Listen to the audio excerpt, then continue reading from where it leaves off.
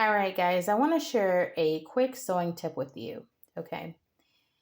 If you feel tired and you earlier in the day, you felt like you wanted to sew, and somehow or another you didn't get to it, maybe because you got off work or whatever, and now, you're super tired or whatever, and you want to make a little bit of progress with sewing and stuff, my recommendation, guys, is do not sew when you're tired.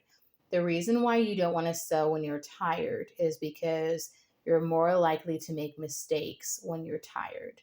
You're more likely to get frustrated when you're tired. Okay. And, if you have to read a pattern, if you have to read any kind of instructions, take any kind of measurements or anything like that, and you just feel like you are tired, like you want to lay down, my advice is for you guys to hold off on sewing and wait until you feel better, more well rested, and then sew. This way, you're less likely to make mistakes. Now, through any part of the sewing process, you can make mistakes.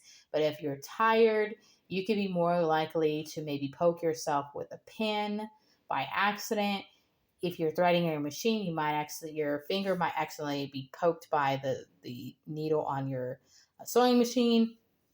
And, you might accidentally measure, something like the fabric wrong or whatever, and you just don't want to put yourself in that situation. Yes, you can make mistakes at any point in the sewing process.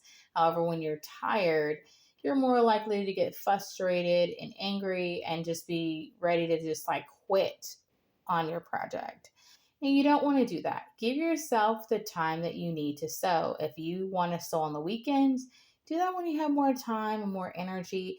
And also when you have the quiet to be able to do it, Now, if you're somebody you like to listen to music while you sew and stuff, that's completely fine. But you want to be able to focus on what you're doing so that you can make sure that you can give your undivided attention to your sewing project. Thanks for watching.